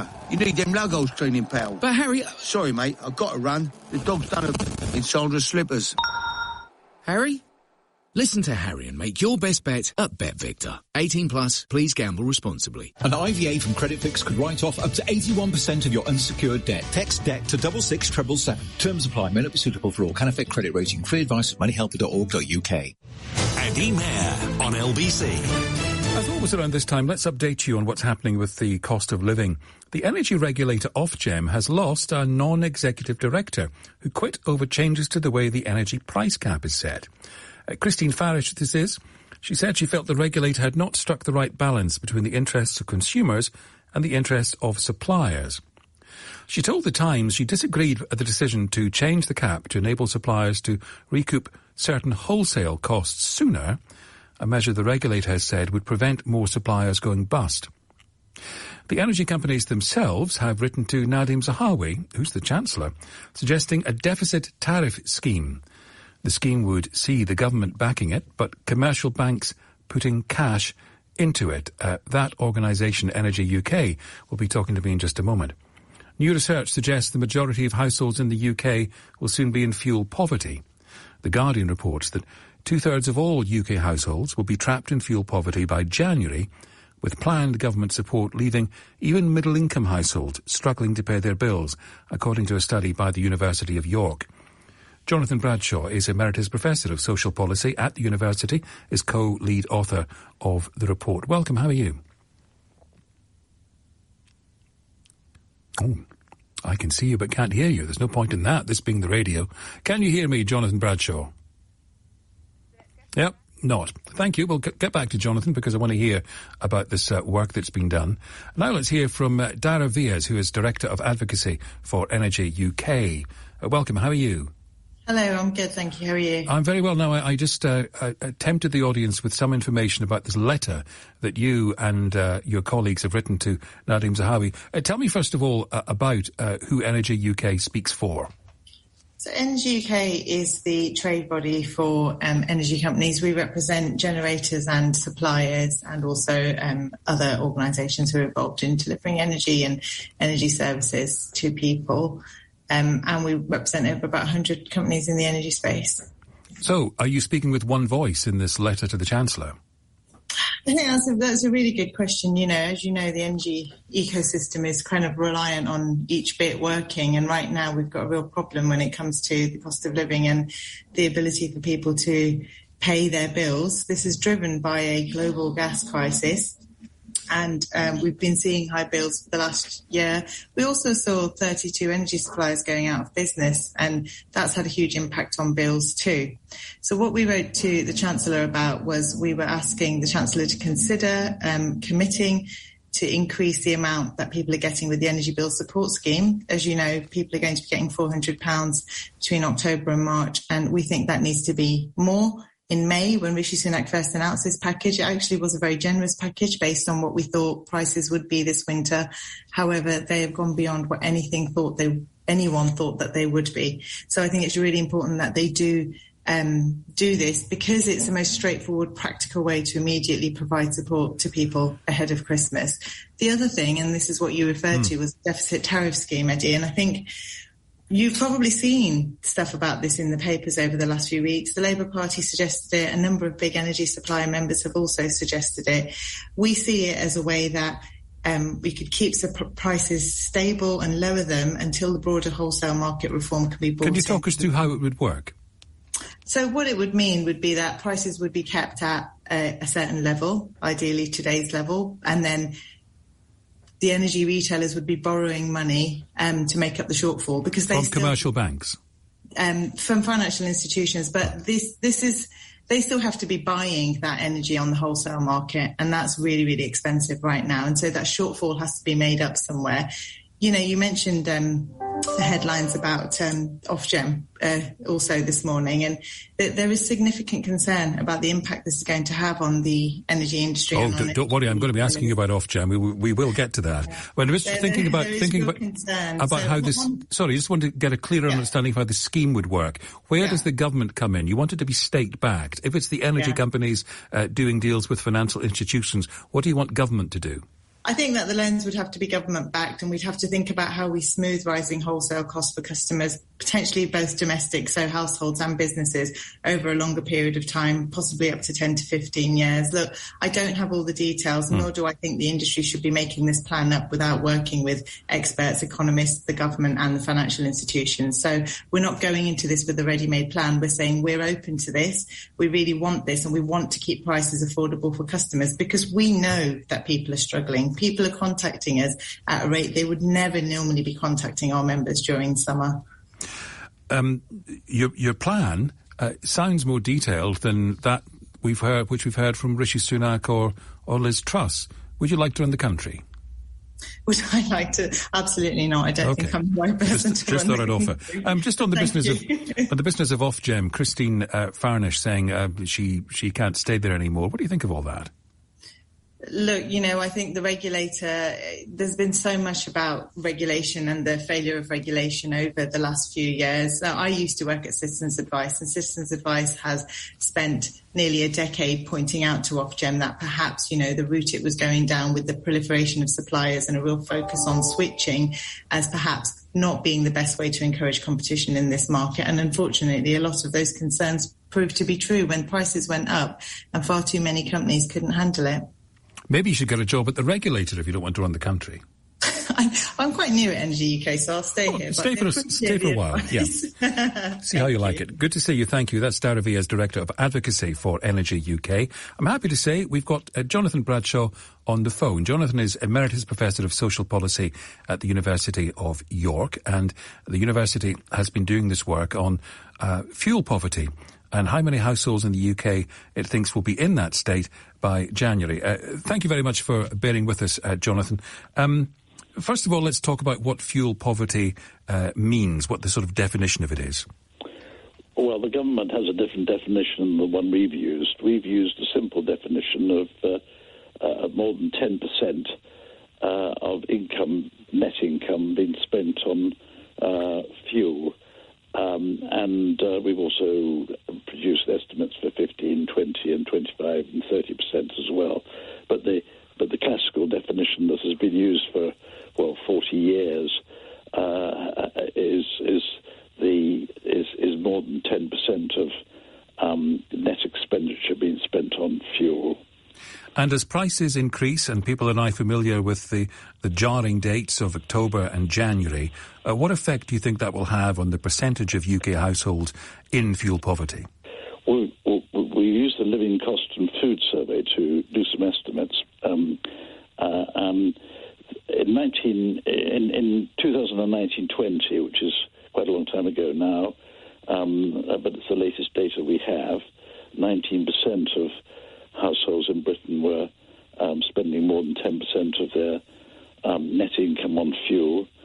And if the estimated predictions of the fuel price cap for electricity and gas prove true, then in October 22 it will be 54%, and in January 23 it will be 65.8%. Nearly two-thirds of all households in the UK will be spending more than 10% of their net income on fuel, and that is, about two-thirds of the minimum income for a single person on universal credit, and about half of the basic state pension. It's breathtaking, isn't it? It's an absolutely appalling prediction, and I think probably the greatest crisis that we've faced, domestic crisis we've faced in Britain since the war. And it can't be true, because something's got to be done about it. Otherwise, there's going to be a whole breakdown of our social fabric. I admire your optimism about something being done. Well, yes. Keir Starmer's come up with a plan, which is, I think, a good start, which is to freeze everything. But it's not a long-term solution. And Rishi Sunak's May announcements helped the May announcements, but they're now the May increase in fuel prices, but they're not going to deal with the October and January prices. So something new needs to happen, and I'm afraid that the two Tory candidates who are advocating mainly the tax cuts aren't going to get anywhere near solving this problem. It really needs much more radical efforts. I mean, it's about warnings, isn't it, to some extent? I mean, Dara was just talking in a different context about warnings they've been given to Ofgem over a period of a decade. And we have you and others warning, and you backed by all the work you've been doing about what is coming. So it's not as if people haven't been warned. I mean, I hope that you and everyone else is horribly wrong, and this isn't going to come to pass. But it seems to me, come to pass. But it seems to me your figures are probably right, and I just wonder why there isn't that sense of, I don't want to encourage a panic in government, but it seems you just wonder whether it's being taken seriously enough. I don't think it has yet. We don't have a government at the moment. We're waiting for a government to begin at the beginning of September. But the fact is that the price cap for October is going to start being introduced on the 26th of October, on 26th of August. So even before then, people are going to start receiving adjustments to the amount of money they're paying, and they're already very anxious about it. I think we really need to act very soon, because this is a disaster for domestic consumers. And when you said this was the grimmest we faced domestically since the Second World War, you include in that COVID, which is very fresh in the memory. In fact, it's still a living experience. Oh yes, and I also lived through the 1970s fuel crisis following the Yom Kippur War. So it's much worse than that. It's considerably worse. worse than that. And in those days, we didn't have the gas supplies we do and the electricity, the heating systems. People had to just put on overcoats, and that may well be what people will have to do now. But I'm afraid that the insulation quality of our housing isn't good enough. We're not generating enough domestic fuel from domestic sources, and people aren't equipped really to cope with this at the moment. And the excess mortality this winter will be much worse than COVID if nothing's done. Well, thank you for talking to us. We can't say we weren't warned. Jonathan Bradshaw, Emeritus Professor of Social Policy at the University of York. The trial of the former Manchester United footballer Ryan Giggs continues. Reporting for LBC from Manchester Crown Court, Liam Gotting. Well, Eddie, Ryan Giggs was back in the witness stand again for a third consecutive day as he continued to give evidence in the trial in which he denies controlling and coercive behaviour, as well as assaulting his ex-girlfriend Kate Greville and assaulting her sister Emma Greville. And today, Mr Giggs was asked about calls to the police that were made by Kate Greville's sister Emma on the night of the alleged assault. Prosecutor Peter Wright QC said that Ryan Giggs was trying to persuade Emma Greville not to make an official complaint to the police, which Mr Giggs agreed with, but when asked why he would do this, he replied, "I don't know." Mr Wright suggested that Ryan Giggs sought to use emotional blackmail in this situation, which Mr Giggs denied. He was then asked about a remark that could be heard in the background of the call to the police, in which Ryan Giggs said that everyone involved in the situation were now all losers. When asked by Mr Wright why Kate or Emma Greville would be losers in this situation, Mr Giggs replied, "I don't know."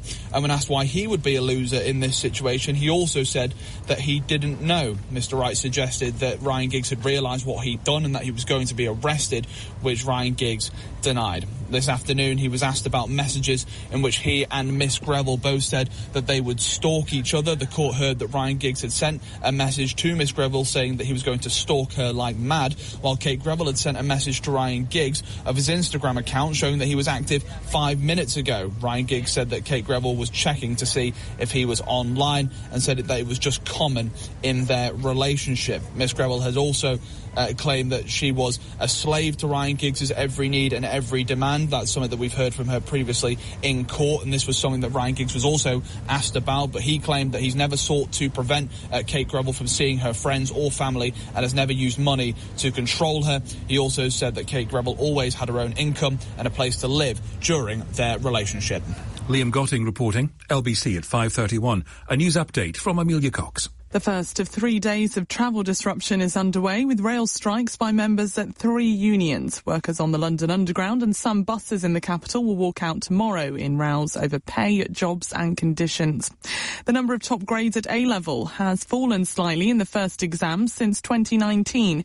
Around 45% of entries received an A or A star, down on the last 2 years, but higher than pre-pandemic levels. And the owner of P&O Ferries is being accused of getting off scot-free for sacking hundreds of workers without notice. DP World made record profits of around £736 million over 6 months, an increase of more than half. LBC weather, most rain clearing to leave a largely dry night, some showers moving into the northwest, lows of 9 degrees. LBC, Nick Ferrari at breakfast. Lord Stevens, former Commissioner of the Met, joins me now. The city that you police successfully for 5 years has been rocked by a wave of crimes and a wave of stabbings. Do we need another Operation Blunt? What do we need to be looking at within London? We've got to get back to basics. We've got to get back to stop and search intelligence. We've got to get back to what I refer to as hard-edge policing. And what is hard-edge policing, John? What does that mean for my listeners? It's intelligence, and those people who are involved in crime have to be pursued. Knocks on doors at 5 in the morning, people arrested, taken to the courts, and importantly convicted in the courts. We've got to get back to that. Nick Ferrari at breakfast. Back tomorrow morning from 7. Listen on your radio and on Global Player. LBC. Serious about the right vitamins for you and your family? Trust Vitabiotics, the UK's #1 vitamin company with 50 years experience and the only one to receive the Queen's Award for Innovation twice from Boots, pharmacies and Vitabiotics.com. For #1 verification, see vitabiotics.com. At TalkTalk, we're helping the nation to save money on their broadband. Right now, you could save over £200 versus BT, Sky and EE over 18 months on 900 megabits per second full fibre with total home Wi-Fi for just £49 a month. Keep more money in your pocket. Search TalkTalk. TalkTalk. For everyone. CPI plus 3.7% annual increase from April 2023. Saving over 18 months versus BT, Sky and EE's equivalent packages as of 15th June 22. Verify at talktalk.co.uk/future fibre. Subject to local availability. Oh, congratulations. A lot of life can happen in 2 years. So it's good to know that with a Barclaycard Platinum credit card, you could get 0% interest on purchases for up to 2 years. Handy when you want to spread the cost. It's a boy. Check your eligibility now at barclaycard.co.uk. Oh, and a girl. Representative example, 22.9% APR representative variable, 22.9% purchase rate per annum variable based on £1,200 credit limit. Subject to application, financial circumstances and borrowing history. New customers only. T's and C's and exclusions apply. When your tenants have a burst pipe, superheroes crashing through the wall isn't going to help anyone. With Direct Line Landlord Emergency added to your policy, we're on it to send a rather super plumber in 4 hours and guarantee they'll use the doorbell. We can also assemble locksmiths, glaziers, electricians and drainage engineers. Search Direct Line Landlord Emergency. We're on it. Direct Line. Residential properties. Optional add-on up to £1,500 per caller. Extreme weather conditions may extend response time. Underwritten by UK Insurance Limited. Eddie Mair on LBC. Ben Kumar from 7 Investment Management has the LBC Business News, starting with the business of football, Manchester United. Yes, so there's lots of rumours circling that Manchester United might be being put up for sale. And interestingly, Sir Jim Ratcliffe, one of the UK's richest men, worth about £13 billion, has said he would be very interested. He previously put in a bid for Chelsea, despite being a Manchester United fan. So if the club is up for sale, I suspect you might see him, I don't know, act with a little bit more interest than he did with Chelsea. Will it be any cheaper, given where they are in the league? That, I think, is up for debate. I suspect if you're selling to a fan, maybe you can get a bit of a premium. So the existing owners might want to take Sir Jim's offer seriously. Now, I know the story you want to talk about next. I've read some of the details. I'm still a little baffled. So speak slowly so I understand it. This is something to do with Bed, Bath and Beyond. It is. The share price of Bed Bath & Beyond has gone absolutely haywire in the last few months. And the headline that you're seeing is US student, 20-year-old US student, makes $130 million off his investment in Bed Bath & Beyond.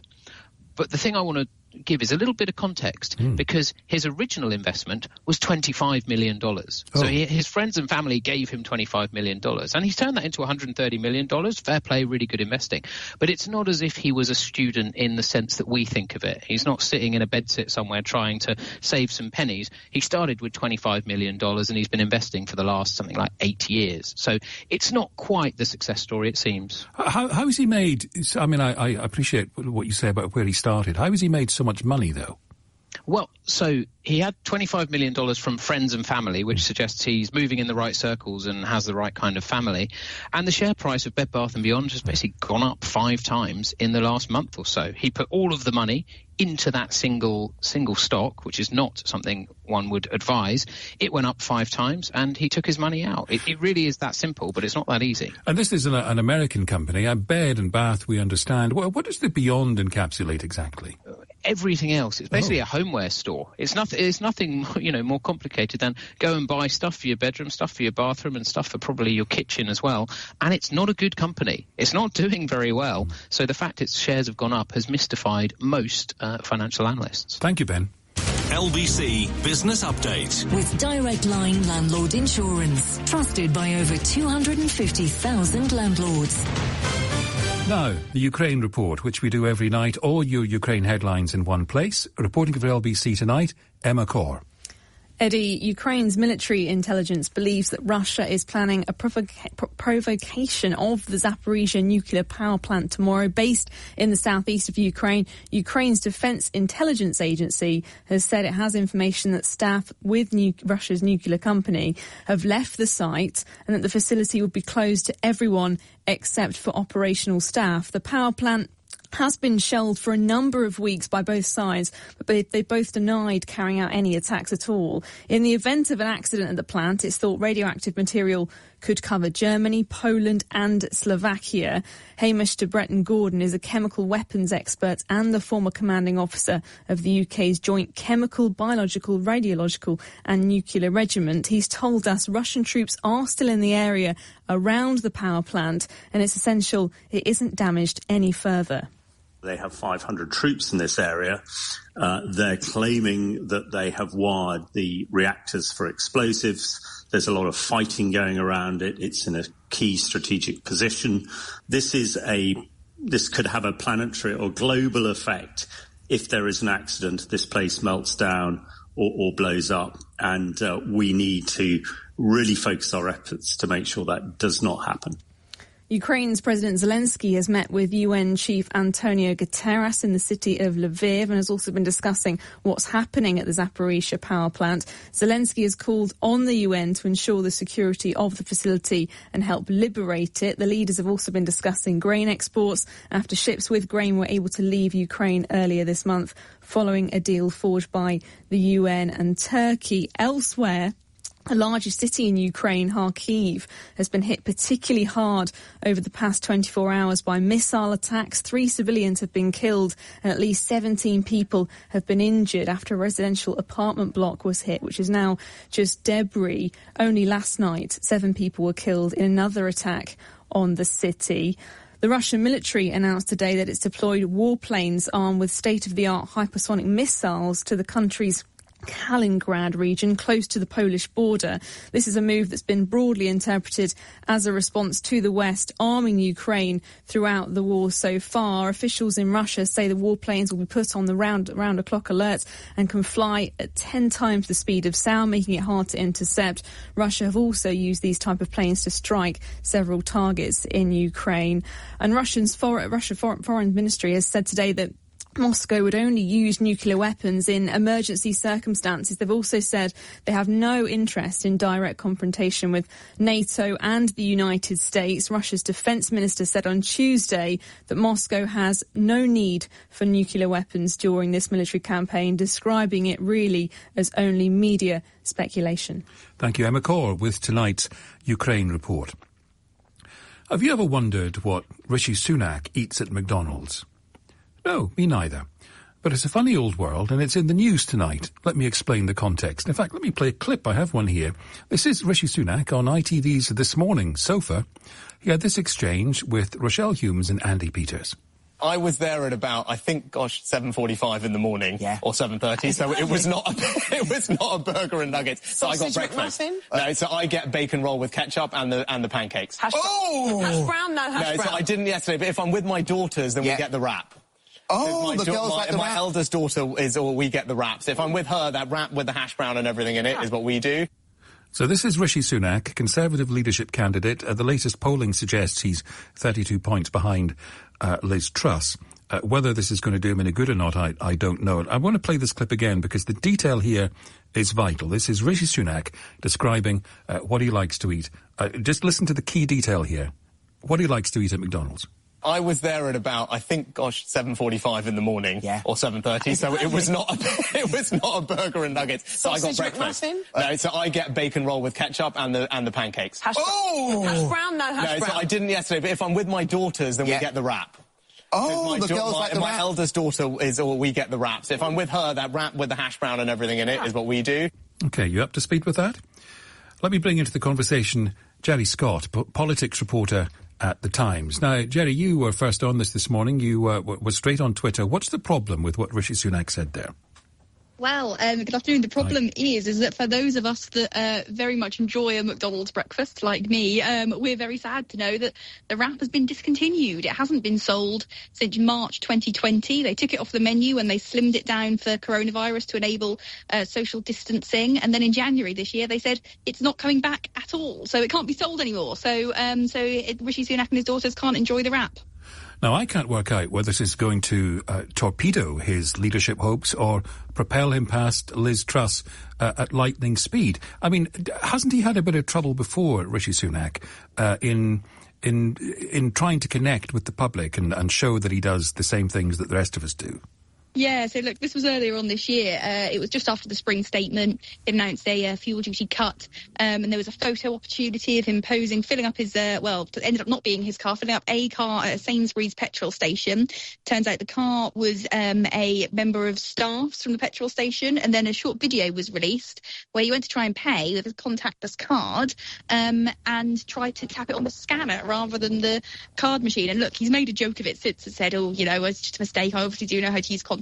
And this is where this McDonald's thing has come from, because he then posted on his Instagram story trying to prove that he could use contactless by using one of the machines in McDonald's, right? So this is why this question was asked and why it's all come up again. And has the Sunak campaign had anything to say about Rapgate? Yeah, they have.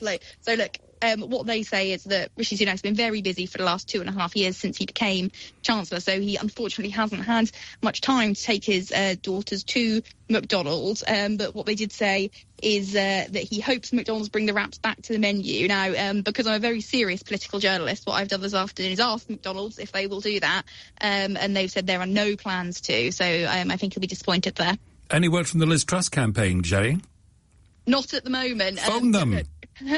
But this has been, but look, on a serious point, this has been a problem for Rishi Sunak, hasn't it? That he hasn't necessarily been able to connect with the public, or there have been concerns from his camp that maybe his wealth and his background doesn't exactly paint him as a man of the people. And we've seen this kind of thing before. Many listeners probably remember when David Cameron tried to say he'd recently had a pasty in Leeds train station when all the pasty tax saga was going on. Turns out that pasty shop he referred to had closed some years earlier. So he's not the first one to be a victim of such a mistake. Jerry, thank you. Jerry Scott, politics reporter at The Times. The trial of the Manchester City footballer Benjamin Mendy continues. Reporting for LBC from Chester Crown Court, Tom Dunn. Day 4 of proceedings in court saw the jury played a pre-recorded police interview from the second of the alleged victims in this trial. The woman claims to have been raped by the footballer at his Cheshire home in October 2020. She said she had gone out with friends to a bar in Alderley Edge Village on the night in question, and it was where she first met Benjamin Mendy, who was there with 2 other men. The group were invited back to Mendy's house by his entourage, so drove there on the basis that an after-party would be taking place. She claims that Mendy had taken her phone, accusing her of taking pictures of him, and that he feared that a fine from police would be incoming as it was during a local COVID lockdown. She followed him up to a bedroom before the door shut behind them. After being asked to undress in front of him in order to get her phone back, she went to retrieve her phone from the bed before she claims that Mendy began to rape her. In her interview, she told the officer that she'd told him, "I don't want to have sex with you. I just want to find my sister and go home." And this was said to him several times. After she says this was over, she told the officer she could not tell her how long it lasted, as it felt like the longest day of her life. She also claims that Mendy had said to her that it was fine, as he had had sex with over 10,000 women. In the days after the incident, she confided in a friend at work about what had happened to her and had to get tested for sexually transmitted diseases due to the amount of discomfort that she was facing. The woman was later cross-examined by Benjamin Mendy's defence barrister. Eleanor Laws QC asked her, "Why didn't you scream or shout for help?" She replied, "I didn't think I should make a scene. I felt like it was my only choice to obey what he was saying." Benjamin Mendy and the co-defendant in this case, Louis Sahar Machuri, deny all the charges against them. The trial is scheduled to last a further 14 weeks. Tom Dunn reporting. More headlines now from Amelia Cox. Rail passengers are being warned to expect disruption tonight and into tomorrow morning following strikes. Top A-level grades have fallen slightly in the first year of exams since the pandemic. And the owner of P&O Ferries has made record profits up to the end of June after sacking 800 staff without notice earlier this year. LBC weather, most rain clearing to leave a largely dry night. Some showers moving into the northwest, lows of 9 degrees. LBC Travel, I'm Anne-Marie Walsh. On the trains, because of the strike, only 20% of scheduled services are running, and services are only running on the main lines. Most of the branch lines are suspended. Services will start to finish earlier than usual. To the roads in South Yorkshire on the M18, a lane is closed in both directions at junction 2 for the A1M. That's for emergency barrier repairs. Delays in Nottinghamshire on the M1 southbound is queuing for 2 miles between junction 26 for Nottingham and Trowell services as the vehicle has overturned. In Manchester on the M62 eastbound, the exit slip road remains closed at junction 12 for the Eccles interchange as a lorry has overturned there and queues are building up on the approach. Coming up at 6 on LBC, Ben Kentish. It's A-level results day, but do grades still matter, or are we putting our young people through a load of needless stress for no real benefit? Ben Kentish on LBC. Coca-Cola is your ticket to the ultimate summer of music. Win epic music prizes for you and your friends, like sold-out festival tickets or speakers, headphones and Coca-Cola merch. Buy and scan a Coke for your chance to win. Feel every beat of summer.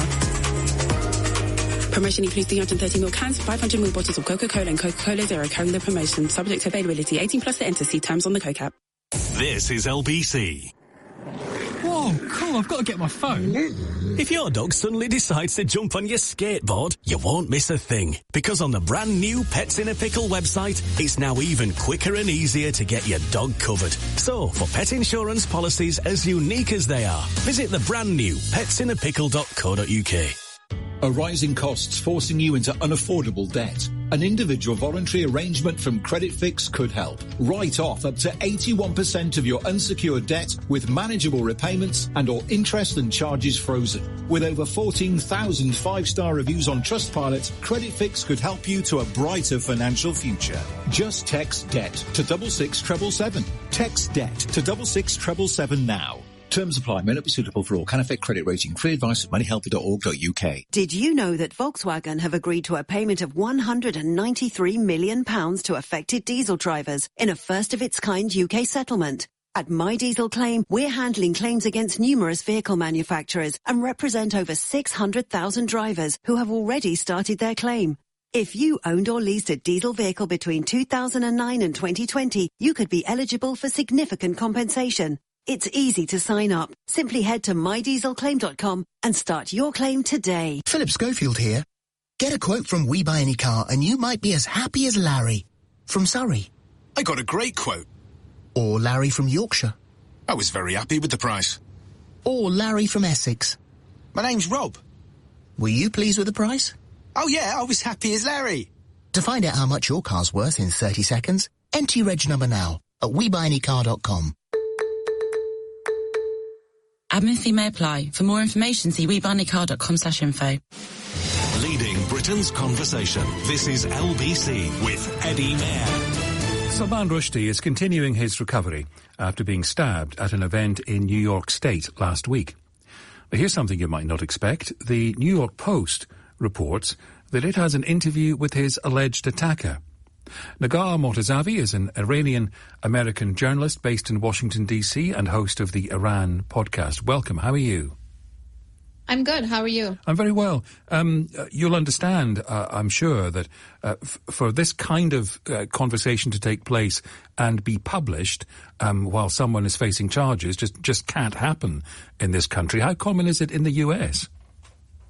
It's not very common, especially since the attacker himself essentially has to agree to the interview. I understand it was a video interview, but still it's rare and essentially a very special catch by the New York Post. But the fact that the attacker has also agreed to do something like this interview is not very common. And in the interview, he didn't exactly deny it. No, he didn't. And he actually did talk about how he hasn't really written the book back to back, just a few pages, he says, but he's watched a lot of videos and speeches essentially by Salman Rushdie, and seems like he's hated on him. He's been inspired by the hate that's been essentially spread against him by the Iranian leader in the past, the former supreme leader, the fatwa essentially the attack that he's perpetrated against them. And he, as you say, he said he hadn't read much of the Satanic Verses, perhaps a couple of pages. What do you take from that? And let's also mention that this person, this young man, 20-something years old, was born after the Satanic Verses was written, and years after even the backlash on the protests against that book. And as you said, he hasn't even written the whole book. So I see a pattern of essentially young men mostly being radicalized and, full of hatred to a point of essentially turning into murderers or terrorists without even really knowing what they're hating on or the content of what they're supposedly protesting to. As he said, back to back, only read a couple of pages of this book. It also reminds me of similar patterns of radicalized, white supremacist terrorists in the Christchurch attack in New Zealand or the Norwegian attacker Anders Breivik. It seems like it's a pattern of young men being radicalized and full of hatred and then essentially carrying out terrorist attacks against targets that sometimes they don't even know very well. Thank you for talking to us. Nagar Mortazavi, Iranian-American journalist in Washington, D.C., host of the Iran podcast. Another quote from that interview, by the way. Quote, "When I heard he survived, I was surprised, I guess." Young people should drink more alcohol. That's the message from the National Tax Agency in Japan. The younger generation in Japan drinks less alcohol than their parents, and so the tax income from alcohol has fallen. There's a Sake Viva campaign that's begun, asking adults under 40 to come up with ideas to encourage their peers to drink more booze. Dr. Nancy Snow is a professor and author who lives in and writes about Japan. This sounds odd to me, to have the government saying drink more booze, but does it make sense in Japan? Well, no, it doesn't. I was just flabbergasted when I heard about this, and I think the tax agency is getting hit pretty hard on Twitter. It's not that people don't want to drink. I would say drink in moderation, but what you've got is the tax agency on the one hand promoting drinking for revenue. It's quite cynical. And then on the other hand, you've got the Ministry of Health calling excessive drinking a social problem and that something has to be done. Part of the problem here is that in Japan, where I live in Tokyo, most people, they separate the work and life. They go out after a long day's work and they want to drink and socialize. So part of this is a restaurant culture, and also it has to do with the access that we have to public transportation. So you don't have to drink and drive the way that we in the U.S. had the Mothers Against Drunk Driving. You don't have anything like that. And so there is this encouragement, but I think they could be a lot more creative. This is so obvious, this Viva Sake. I love sake in principle, not so much in reality, but everything in moderation. And I think this is one of those stories that goes viral and sort of puts Japan in this negative light that, what were they thinking kind of thing going on. And what about the generational difference? Well, generationally, we've been talking of late. I work with a group called TEL, which is an English lifeline, a Tokyo English lifeline. And we've noticed there that there's been an uptick in anxiety and depression during this COVID era, and particularly amongst young people who are not necessarily so optimistic about the future. I've taught at a Japanese university for the last 6 years as well. And so I think encouraging then this again, excessive drinking is not a good idea because that could enhance an already existing problem.